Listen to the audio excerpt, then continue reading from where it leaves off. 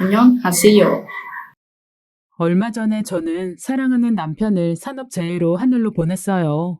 남편 회사에서 법을 위반하고 안전관리자를 배치하지 않아 남편은 지게차와 충돌해 즉사했습니다. 지게차를 보신 분은 아시겠지만 무거운 물건을 운반하는 차이니만큼 크기도 위력도 어마무시하잖아요. 그런 지게차와 부딪혔으니 남편의 시신조차 제대로 수습할 수가 없었습니다. 원래는 사고로 사람이 죽으면 가족을 통해 시신을 확인하는데요. 남편의 소식을 듣고 대학생인 아들과 허겁지겁 병원으로 달려갔을 때 병원에서는 남편의 마지막 모습을 보여주지 않으려고 했습니다. 아들과 저는 우격다짐으로 남편을 보여달라고 했어요. 남편을 확인해야 남편을 보낼 수 있을 것 같았기 때문입니다. 남편 모습을 보니 왜 병원에서 그렇게 말했는지 이해했어요. 덮여있던 흰볼을 걷자 아침에 국에 밥 말아 허겁지겁 먹던 우리 남편은 온데간데 없고 싸늘한 시신이 덩그러니 있었습니다. 우리 가족의 가장인 남편이 이렇게 허망하게 죽다니 남편을 죽게 만든 회사가 못내 원망스럽고 그랬습니다. 남편을 순식간에 보내고 나니 눈물만 나고 어떻게 해야 할지 모르겠더라고요. 경황 없이 울고 있는 엄마 대신에 우리 아들 레미가 상주노를 톡톡히 해주었습니다. 그렇게 3일장을 다 치룬 후 대학생 아들은 자취방으로 갔고 저 혼자 집으로 돌아왔어요. 늘 남편과 생활하던 공간에 저 혼자 있으려니 너무 울적했습니다. 집안 구석구석에는 남편의 흔적이 정말 많았어요. 그곳에서 남편 없이 생활하는 기분은 정말 이상했죠. 어디선가 불쑥 남편이 튀어나올 것 같았거든요. 제가 남편을 많이 사랑했나 봅니다. 한때는 남편 원망도 많이 하고 이혼까지 생각할 정도로 관계가 나빴을 때도 있었지만요. 지금 돌이켜 생각해보니 말 한마디라도 예쁘게 해줄 걸 후회가 막심합니다. 제가 남편에게 마지막으로 했던 말은 정말 멋없고 퉁명스럽기 그지없었거든요. 남편은 새벽부터 일어나 저녁에 제가 해놓은 미역국에 찬밥을 말아 허겁지겁 먹었습니다. 개걸스럽게 먹는 모습이 짜증스러웠던 저는 소리쳤어요. 이 사람아, 마누라한테 생일 축하한다는 말은 하고 미역국 처먹던가. 실은 남편이 마지막으로 아침을 먹은 날이 제 생일이었어요. 다 늙어서 생일이 뭐 중요한가 싶지만은 그래도 생일인데 생일날에 축하한다는 말 없이 먹기만 하는 남편이 괜히 미워서 화를 냈습니다. 지금 와서 생각하니 얼마나 배가 고팠으면 마누라 생일도 까먹고 그렇게 먹었을까 싶어요. 그게 마지막 모습인 줄 알았다면 물 한 잔이라도 떠주며 천천히 먹으라고 할 걸. 이제와 후회해도 무슨 소용이 있겠습니까? 이미 제 남편은 이 세상 사람이 아닌걸요. 남편 생각을 잊으려고 TV를 켰는데 경비실에서 전화가 왔습니다. 경비 아저씨 말이 사흘 전에 택배가 왔는데 언제 찾아갈 거냐고 묻더라고요. 경비실로 달려가 받아온 택배 상자를 연 순간 저는 눈물을 흘리고 말았어요. 상자 안에는 제가 전부터 갖고 싶어 하던 남색 원피스가 들어있었어요. 남편이 제 구박을 듣고 부랴부랴 인터넷으로 옷을 주문을 한 듯 했습니다. 상자 안에는 옷 말고도 남편의 배송 메시지 카드도 있었어요. 그 카드에는 이렇게 적혀 있었습니다. 내 아내 정숙, 생일 축하해. 한참 돈 벌어야 할 때 노름에 빠진 못난 남편 때문에 고생만 하다 홀딱 늙었네. 미안하고 사랑한다. 저는 그 카드를 보고 가슴이 미어졌어요. 우리 남편 한때는 노름에 빠져 돈을 꽤나 날려먹었지만 정신 차리고 나서는 평생 가족을 위해 일만 했거든요. 이렇게 허망하게 갈 줄 알았더라면 적당히 일하라고 말릴 걸 그랬습니다. 저는 남편과 결혼을 한 지 얼마 안 됐을 무렵 남편 때문에 속 썩던 시절이 생각났어요. 벌써 20년도 넘게 전의 일이죠. 사실 우리 남편 그때만 해도 전국에서 제일 가는 남봉꾼이었습니다. 전국의 투전판이란 투전판은 안 돌아다닌 데가 없는 엄청난 도박꾼이었거든요. 그때는 월급 전체를 도박판에 꼬라박는 건 기본이고 신혼집을 담보 잡아 친구한테 돈을 빌려서 고스톱을 치기도 했습니다. 집을 담보 잡았으니 배수진을 치는 마음으로 남편은 화투판에 입성했어요. 흔히 화투는 운칠기삼이라고 하잖습니까? 제 생각에는 운이 전부인 것 같아요. 집까지 걸고 화투를 칠 정도로 남편은 결연한 마음가짐으로 화투에 임했지만 운이 영 트이지 않아 하나밖에 없는 집을 담보 잡아쳤던 화투판에서도 남편은 돈을 몽땅 잃고야 말았습니다. 저희 부모님이 20년 넘게 적금 부어 장만해 주셨던 신혼집은 남편의 화투 몇 판에 홀라당 날아가게 생겼죠. 남편은 그제야 사태를 파악하고 제게 이 사실을 고했습니다. 도박으로 집을 날렸으니 아무래도 이사를 가야 할 것 같다고요. 그 말을 들은 저는 바닥을 치며 울부짖었습니다. 이 정신 나간 인간아, 이 엄동설안에 어딜 나가란 말이야? 당신 정말 도박의 환장에도 정도가 있지. 난 못 나가. 난 못 나가. 남편은 머리를 긁적이며 그러면 어떻게 해야 하냐고 묻더라고요. 그건 당신이 알아서 할 일이라고 제가 빽 소리를 질렀더니 그제야 남편은 대책을 세웠습니다. 그럼 이렇게 하자. 우리 부부 돈을 빌려준 그 친구에게 가서 집만은 빼앗지 말아달라고 비는 거야. 당신 나 도와줄 거지? 남편의 논리는 이랬어요. 남편 혼자 친구 집에 가면 모양새도 살지 않고 진정성도 떨어지는데 마누라를 데리고 오면 좀 불쌍해서라도 봐주지 않겠냐는 겁니다. 저는 왜 잘못은 당신이 저질러 놓고 그 똥은 내가 치워야 하냐고 화를 냈어요. 남편은 다시는 도박을 하지 않을 테니 이번 한 번만 도와달라고 손이 발이 되도록 빌었습니다. 혼자 가기엔 남자 가오가 살지 않는다면서 말입니다. 저는 다시는 도박을 하지 않겠다는 약속을 단단히 받아내고서야 고개를 끄덕였어요. 저와 남편은 그 친구 집으로 갔습니다. 그 친구 집은 꽤 으리으리한 주택이었어요. 그 집을 보니 초라한 우리 집이 생각났습니다. 그 초라한 집을 지키려고 이 부잣집에 사정해야 한다는 사실이 뭔가 서러웠어요. 남편이 벨 종소리를 누르자 개가 짖기 시작했습니다. 겨울이라 날씨가 추워 손끝이 빨개지고 발도 감각이 없어지기 시작했어요. 드디어 문이 열렸고 그 친구가 나왔습니다. 남편은 자기를 따라 무릎을 꿇으라며 제게 속삭였어요. 저는 남편을 따라 무릎을 꿇었습니다. 한겨울이라 맨바닥은 정말 차가웠어요. 그 친구는 집까지 찾아와서 무슨 추태냐며 당장 돌아가라고 했죠. 그러자 남편은 제게 옆구리를 찌르며 당장 저 친구에게 하소연하라고 했어요. 저는 친구에게 싫은 소리 못하는 남편이 한심스러웠지만 우리 집을 지키기 위해 그 친구에게 사정했어요. 제발 한 번만 저희 사정 좀 봐주세요. 당장 집 잃으면 이 엄동설에는 우리 식구 갈 곳도 없어요. 남편이 진 빚은 차차 갚아나갈 테니 부디 집만은 어떻게 안 될까요? 친구는 혀를 끌끌 찼습니다. 그 친구는 저를 안쓰러운 눈으로 쳐다보며 말했어요. 재수 씨, 날씨가 춥습니다. 우선 안으로 들어와서 얘기하시죠. 우리 부부는 우물쭈물 집 안으로 들어갔습니다. 집 안은 사람 사는 집 같지 않게 싸늘한 냉기가 돌았어요. 남편은 목소리를 낮추어 제게 친구 흉을 보았습니다. 저 친구 돈만 벌 줄 알았지. 장가를 못 가 혼자 살잖아. 집이 다 썰렁하네 썰렁해. 돈 많이 벌면 뭐하냐. 역시 남자는 마누라가 있어야 해. 그치 여보? 그러다 들으면 어쩌려고 그래. 당신 저 사람한테 아쉬운 소리 하러 온 거야. 들을 테면 들으라고 해. 내가 뭐 틀린 말 했나? 저는 남편의 허벅지를 꼬집었어요. 남편은 악하고 굵은 비명을 질렀습니다. 친구가 우리 부부를 의아하게 보자 저는 아무것도 아니라며 억지로 웃었어요. 친구는 우리 부부에게 커피 한 잔을 내줬습니다. 밖에서 추웠을 텐데 몸이라도 녹이라면서 말이에요. 남편은 이 집에서 나온 건 금덩이라도 입에 대기 싫다며 제게 커피를 내밀었습니다. 고소하고 향긋한 게 부잣집은 커피 맛도 달랐어요. 한창 커피 맛에 심취하고 있는데 그 친구가 제게 다가와 이렇게 말했습니다. 재수 씨, 잠깐 자리 좀 비켜주겠어요? 아무래도 이 문제는 당사자끼리 얘기하는 게 맞지 싶어서요. 저는 친구의 안내를 따라 방 안으로 들어갔어요. 안 쓰는 방인지 방에는 냉기가 돌았습니다. 친구는 방이 많이 차죠 하며 사람 좋은 웃음을 짓더니 보일러를 틀어주겠다고 했어요. 보일러 기운이 돌자 방바닥은 따뜻해졌습니다.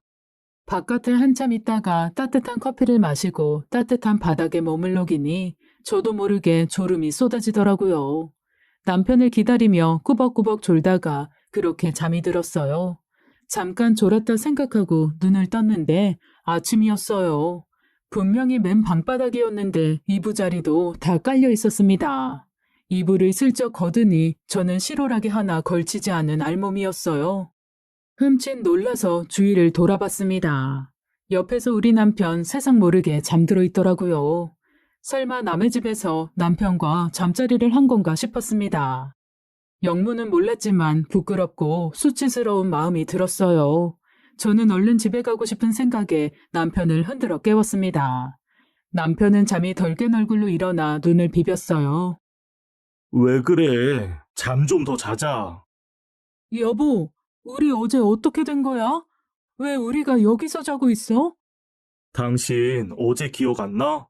친구가 우리 사정 봐서 비탕감 해주기로 했잖아. 당신 그것도 모르고 세상 모르게 잠들었더라. 당신이 골아 떨어지는 바람에 나도 여기서 하룻밤 신세진 거야. 저는 커피를 마신 이후로 정말 아무런 기억이 없었지만 너무 피곤해서 그런가 보다 했어요. 남편 말이 그 친구가 빚도 감면해주고 자기네 회사에서 일하라고 일자리도 줬답니다. 그 친구도 이해득실을 따지는 사람일 텐데 왜 이렇게까지 호의를 베푸나 의심이 들었지만 여하튼 잘 되었다 싶었어요. 그렇게 집을 잃을 뻔한 위기에서 극복한 후 남편은 그 친구 회사에서 죽을 때까지 성실하게 일했습니다. 물론 남편의 도박 중독 증세는 바로 고쳐지지는 않았어요. 그 친구 회사에서 첫 월급이 나온 날 남편은 월급을 빼돌려 이번에는 경마장에 가려고 했습니다. 그러다 저에게 딱 걸렸지요. 당신 어디가? 여보, 이제 나 화투 안 쳐. 요새는 경마가 대세래. 저는 남편의 등짝을 때리며 울먹였습니다. 이 화상아, 그 도박 때문에 집 날아갈 뻔한 게 고작 한 달 전이야. 그런데도 그 벌은 못 고쳤니? 저는 당장 방으로 들어가 짐을 쌌습니다. 남편이 어딜 가느냐고 묻자 저는 친정에 간다고 대답했어요. 당신 같은 남봉꾼하고는 도저히 못 살겠다고 이대로 갈라서자고 했습니다. 그러자 남편이 저를 붙잡고 안놔줬어요. 저는 당장 놔달라고 소리를 질렀죠. 남편은 제가 그러거나 말거나 저를 꼭 붙들어 맸어요. 그렇게 실랑이를 벌이다가 저는 뒤로 나동그라졌습니다. 뒤로 좀 세게 넘어졌나 봅니다. 눈을 떠보니 병원이었어요. 병원 침대에 누워 한참을 링게를 맞고 있는데 의사 선생님이 남편과 같이 들어왔습니다. 의사 선생님은 저를 보자마자 걱정스러운 얼굴로 말했어요. 임신하신 분이 그렇게 몸을 함부로 하셔서 되겠습니까? 다행히 아기는 무사합니다. 앞으로는 조심하세요. 저는 정신이 아득해졌습니다. 저 인간과 갈라설 생각을 하고 있었는데 임신이라니. 남편은 제게 울먹이며 호소했어요. 여보, 우리 아이가 생겼대. 앞으로 내가 도박 절대 안 하고 당신한테도 잘할게. 우리 이 아이 꼭 낳자. 응? 아기를 낳는 일 말고는 저에게 다른 선택지가 없었습니다. 저는 남편을 마지막으로 믿어보기로 했어요. 그 후 몇 차례 금단 증상이 있었지만 남편은 정말 개과천선했습니다. 그때 가졌던 우리 아들도 이제 어엿한 대학생이 되었어요. 은퇴도 얼마 남지 않았으니 남편이 죽지만 않았어도 우리 부부 함께 편안히 노후를 보냈을 텐데 남편이 이렇게 가버리니 미웠던 과거도 이제는 돌아가고 싶은 추억이 되었습니다. 자꾸 남편 생각이 나서 아무래도 남편 유품이라도 정리해야겠다 싶었어요. 그렇게 남편의 유품을 하나하나 정리하던 중에 저는 박스 하나를 발견했습니다. 그 박스를 본 순간 저는 충격을 금치 못했어요. 그 박스에는 편지 하나가 들어있었습니다. 그 편지는 지금 남편 회사 회장이자 도박빚을 탕감해 주어 집을 지켜준 친구가 보낸 거였어요. 그런데 그 편지 내용이 예사롭지 못했습니다. 그 편지는 사실상 협박 편지였어요. 아무래도 네 아들은 내 자식인 것 같다. 친자 검사를 해보자. 검사에 응하지 않으면 나는 너를 어떻게 할지도 모른다. 편지지 뒤에는 남편과 아들의 친자검사 결과지가 있었습니다. 당연한 일이겠지만 우리 아들은 남편의 친자가 맞았어요. 왜 두 사람은 이런 편지를 주고받았을까 저는 의심스러웠습니다. 그 친구와 저는 아무런 연이 없는데 말입니다. 그때 20년 전에 일어난 그 일이 떠올랐어요. 그 친구 집에서 우리 부부가 함께 잠들었던 그때 그 일 말입니다. 저는 분명 커피 한 잔을 얻어 마셨던 것뿐인데 기절한 듯 잠들었고 다음날 저는 알몸으로 있었어요. 저는 오늘까지 그날 남편과 잠자리 한 줄만 알았는데 그날 무슨 일이 일어났던 게 아닌지 저는 불안해지기 시작했습니다. 남편을 불러 추궁하고 싶었는데 남편은 이미 이 세상 사람이 아니었어요. 저는 혹시나 싶어서 그 협박 편지가 있던 박스를 뒤졌어요. 아까는 보이지 않더니 박스 틈 사이에 끼워진 서류 봉투 하나가 보였습니다. 저는 그 서류 봉투 안에 든 서류를 열어보았어요. 그 서류는 수기로 작성된 계약서였습니다. 그 계약서를 본 순간 저는 눈물이 쏟아졌어요. 그 계약서는 저와 그 친구가 딱 하룻밤을 보내게 해주는 조건으로 집담 보며 남편의 모든 빚을 탕감해주겠다는 내용이었습니다. 집을 날릴 순 없었던 남편은 딱 한 번이라는 생각으로 이 파렴치한 조건을 수락한 거예요. 당사자인 저를 쏙 빼놓고 말입니다. 그 계약서에는 저를 두고 한 무시무시한 약속도 적혀 있었어요. 두 사람 모두 모든 일을 비밀로 붙인다. 특히 이 일을 이영식의 아내 김정숙에게 발설 시 죽음으로 대가를 대신한다. 저는 20년도 넘은 그때 그 일을 떠올리려고 했었습니다. 문득 남편이 그때 했던 말이 떠올랐어요. 역시 남자는 마누라가 있어야 해. 그치, 여보? 그 친구가 그때 제게 커피를 내오며 했던 말도 생각났습니다. 재수씨, 참 고우시네요. 역시 남자는 여자가 있어야 하나 봐요. 빼앗고 싶네요. 그 친구는 남편의 시기 질투에 저를 농락함으로써 그 마음을 푼 걸까요? 왜 그 대상은 하필 저여야만 했을까요? 저는 저를 두고 이 말도 안 되는 계약을 한 두 남자에게 분노의 감정이 들끓었습니다. 저는 그 친구가 남편에게 보낸 협박 편지와 친자 확인서 그리고 인면 수심인 그 계약서를 다시금 살폈어요. 계약서에는 그날 일이 꽤 상세하게 기록되었습니다. 김정숙이 이 일을 눈치채지 않도록 다량의 신경 안정제와 수면 유도제를 먹인다. 아마 그 친구가 준 커피에 약물이 들어있었겠죠. 약에 취해 곤히 잠든 저를 범하도록 죽은 남편은 방관했을 테고 말입니다. 그렇게 그리웠던 남편이 갑자기 증오스럽게 미웠어요. 지옥에까지 찾아가 남편 멱살이라도 잡고 싶은 심정이었습니다. 안녕하세요. 이런 후레자식을 20년 넘게 데리고 살았다는 생각에 내 삶이 다 억울했어요. 갑자기 남편이 선물로 준 파란색 원피스부터 버려야겠다는 생각이 들었습니다. 원피스가 든 박스를 화난 마음에 바닥에 집어던졌어요.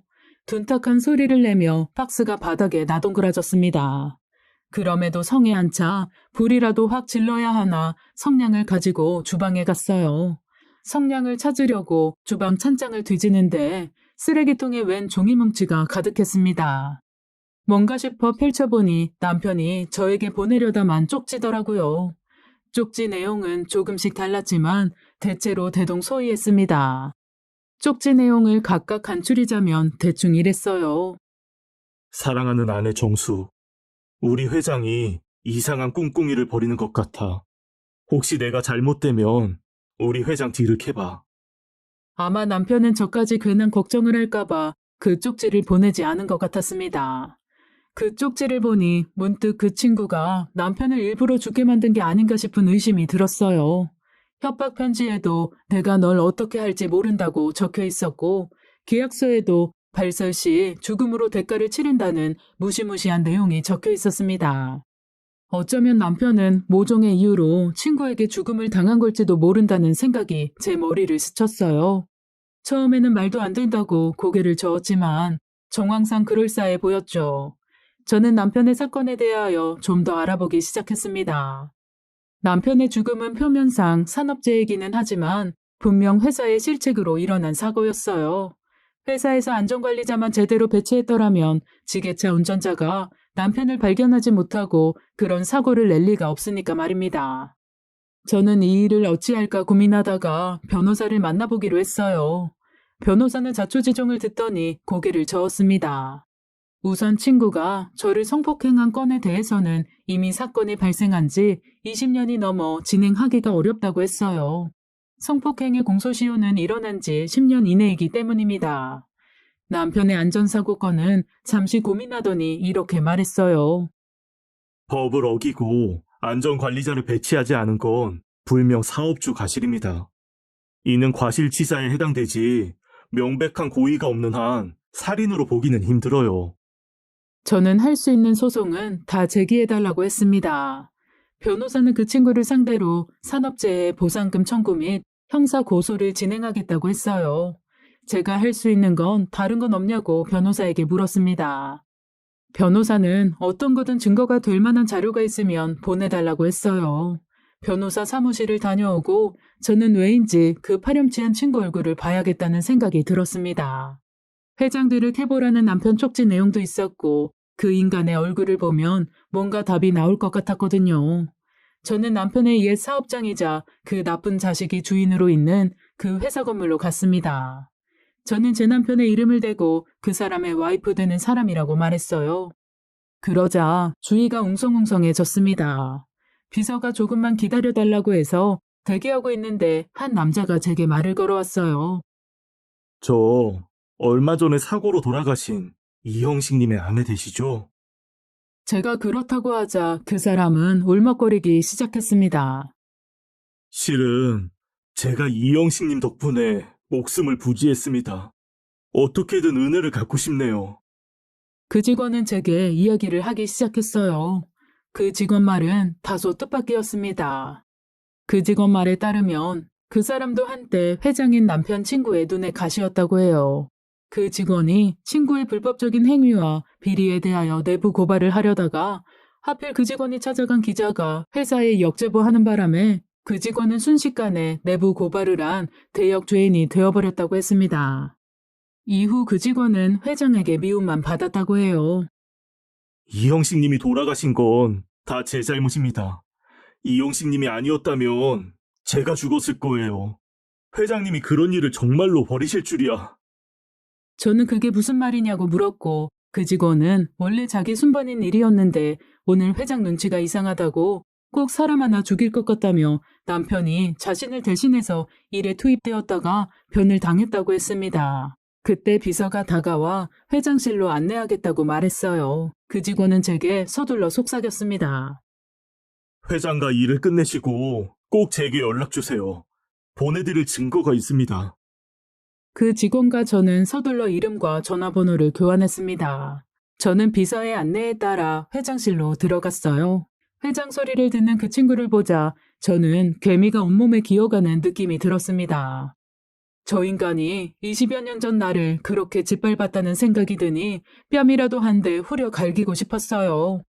제 기분을 아는지 모르는지 그 친구는 20여 년 전 그때처럼 사람 좋은 얼굴을 하며 제게 말했습니다. 커피라도 한 잔 드릴까요? 그 말에 저는 그 일이 생각나 발끈했어요. 왜요? 또 커피에 약이라도 타시려고요? 친구는 허허 웃으며 무슨 말이냐고 되물었습니다. 제가 평생 아무것도 모를 줄 알았나요? 친구는 여전히 미소 띤 얼굴로 대답했습니다. 그러면 자제분이 제 아들이라는 사실도 알고 있으세요? 그 말에 저는 부들부들 치가 떨렸어요. 무슨 말씀이죠? 친자 검사 결과 우리 아들은 죽은 제 남편의 아이가 확실해요. 저는 휴대폰 카메라로 찍어둔 친자 검사 결과를 그 친구에게 보여주었습니다. 그 친구는 그 사진을 보려고 제게 가까이 다가왔어요. 그 친구의 숨결이 제 몸에 닿자 저는 불결한 기분이 들었습니다. 제가 슬쩍 몸을 피하자 갑자기 그 친구는 제 손을 덜컥 잡았어요. 저는 엉겁결에 잡힌 손을 빼려고 했는데 그 친구는 제 손을 놔주지 않았습니다. 피부가 여전히 고우시네요, 재수씨. 20년 전 그때와 다를 게 없어요. 저는 너무 화가 난 마음에 저 인간의 뺨이라도 후려 갈기려고 손을 들었어요. 그러자 그 친구는 제 손을 꽉 부여잡더니 저를 벽 쪽으로 몰아갔습니다. 아이고, 성격이 보통 내기가 아니네. 그때처럼 커피라도 한 잔 해야 얌전해지겠어요, 재수 씨?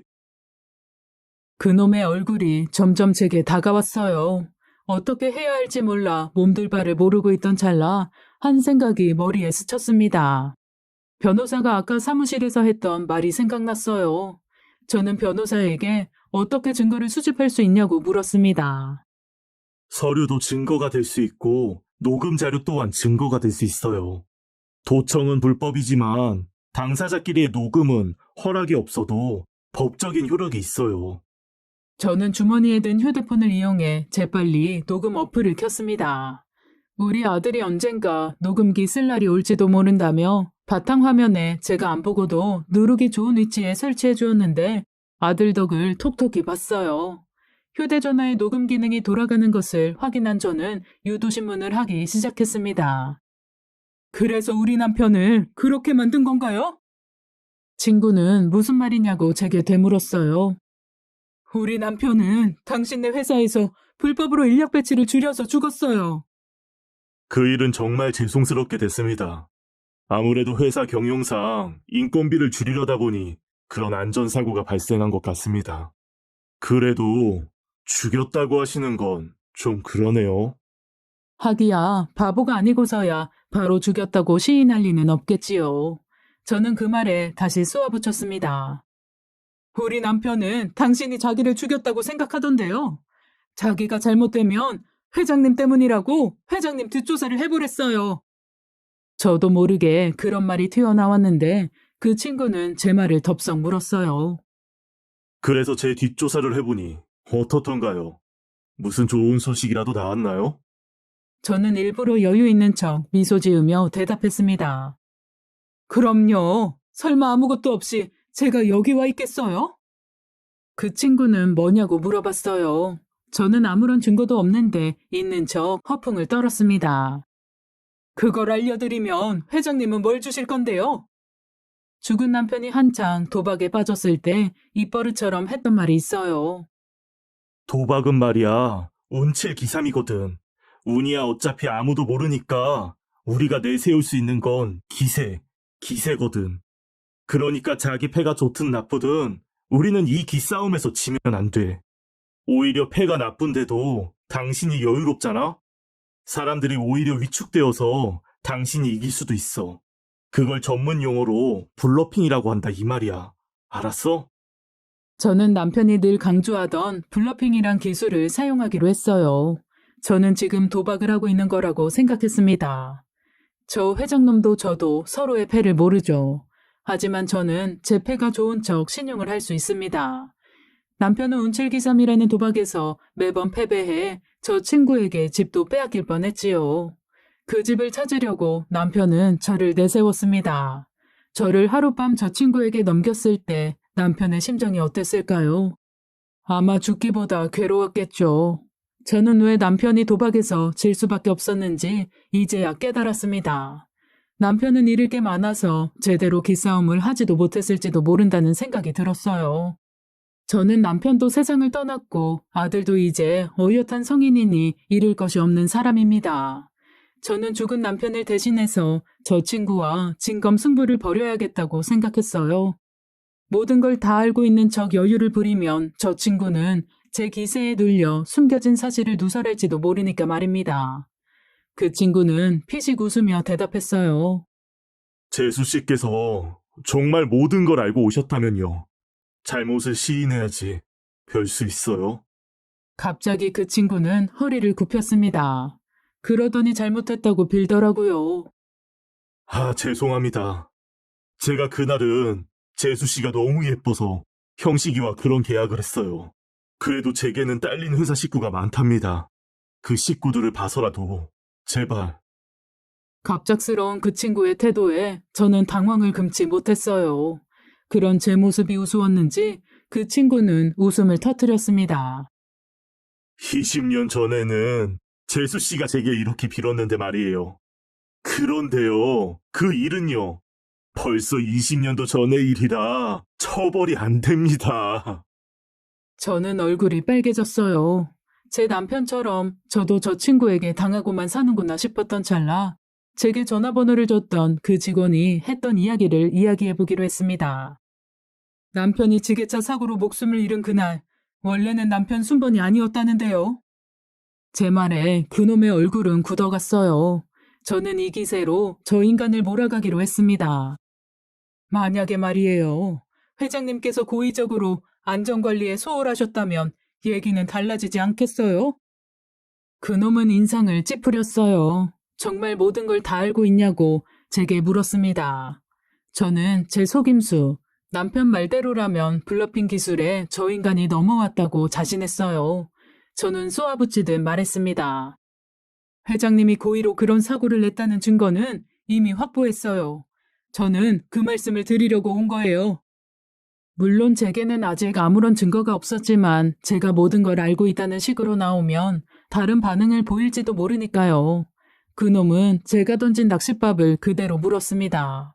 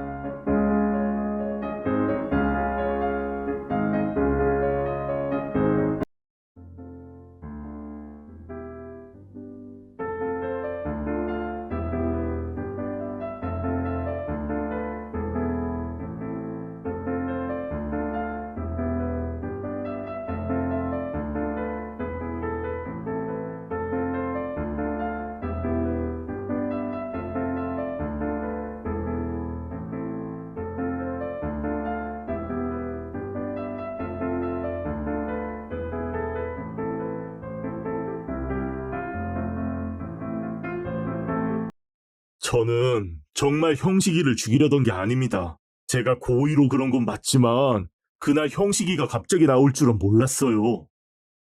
어쨌든 제 남편은 덕분에 세상을 떠났고 그 책임은 회장님한테 있죠. 그 사람은 머리를 쥐어뜯기 시작했어요. 돈으로 배상해드리겠습니다. 이번 일은 묻어주세요. 돈으로 모든 게 해결되는 건 아닙니다. 20년 전 제 남편을 돈으로 매수했을지언정 저는 아니에요. 저는 마지막 말을 남기고 회장실을 나왔습니다. 나오자마자 이어폰을 끼고 녹음된 내용을 들었어요. 다행히 모든 내용이 깔끔하게 녹음되어 있었습니다. 죽은 남편이 말했던 기술이 정말 통할 줄이야. 남편의 못다 이룬 한을 풀어준 기분이었습니다. 저는 아까 그 직원에게 연락했어요. 그 직원이 전화를 받자 저는 그 증거에 대하여 물어봤습니다. 직원은 머뭇거리더니 주소를 알려주면 택배로 보내주겠다고 했어요. 그 전화가 그 직원의 마지막 전화였습니다. 그 이후 그 직원은 전화를 받지 않았어요. 회장의 후환이 두렵다며 더 이상 관여하고 싶지 않다는 메시지를 남기고 말이죠. 다음날 그 직원이 보낸 택배가 우리 집으로 배달되었습니다. 택배를 열어보니 그 직원이 보낸 건 서류 뭉치였어요. 저는 그 서류를 자세히 살펴보았습니다. 그 서류는 그 친구가 고의로 그 직원을 사고 당일 배치했다는 보고서와 안전관리자를 현장에 일부러 두지 않은 흔적을 담은 내용이었습니다. 저는 제가 모은 녹음 자료를 비롯하여 모든 증거를 가지고 변호사 사무실을 찾았어요. 변호사는 어떻게 이런 걸 스스로 모았냐고 감탄했습니다. 재판은 시작되었어요. 모든 게 저에게 유리한 싸움인 줄 알았는데 재판은 그렇게 녹록지 않았습니다. 스스로 범행을 인정한 녹음 내용을 틀어주고도 그 친구는 끈질기게 버텼어요. 오히려 미리 껐어야 할 불씨를 키우는 바람에 이런 일이 일어났다는 말도 했습니다. 그 말인즉슨 애초에 우리 남편을 자기네 회사로 들이지 말았어야 했다는 뜻이지요. 그래도 차곡차곡 모은 증거도 제출하니 꼼짝을 못했습니다. 공판을 지켜보던 변호사는 제게 전화해서 이렇게 말했어요. 증거도 좋지만 증인이 있으면 더욱 좋을 텐데요. 변호사는 그 직원이 증인으로 나서주면 참 좋을 것 같다고 했습니다. 그 말을 들은 저는 그날 그 직원에게 연락해 다짜고짜 말했어요. 당신이 증인으로 나서주지 않으면 회장놈은 무죄로 풀려날지도 몰라요. 남편은 당신을 대신해서 죽었는데 당신 때문에 회장은 무죄라고요. 이 말은 사실 조금 과장된 말이었어요. 그게 고의든 아니든 회사 측 잘못이 확실한 상황이었기에 회장은 과실치사로 형사처분을 받을 확률이 높았습니다. 하지만 저는 증인이 필요했어요. 그러려면 그 직원의 도움이 절실했습니다. 그래서 이번에도 남편이 말하던 블러핑 기술을 사용했어요. 그토록 미워하는 회장이 무죄로 풀려난다고 하면 직원의 마음을 움직일 수 있지 않을까요? 아무래도 남편이 아니라 제가 도박을 했으면 집을 잃는 일은 없었을 것 같습니다. 안녕하세요.